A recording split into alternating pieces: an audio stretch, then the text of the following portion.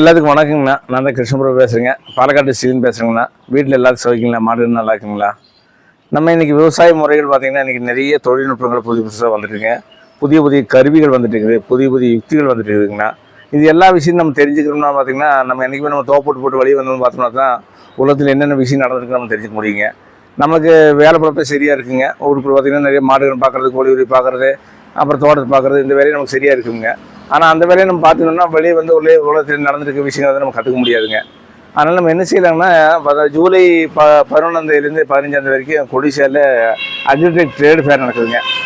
புதிய நவீன கருவிகளுடைய trade fair நடக்குது. அங்கே நிறையா வந்து அதே போல் நிறையா புதிய தொழில் முனைவர் இருக்கிறாங்க.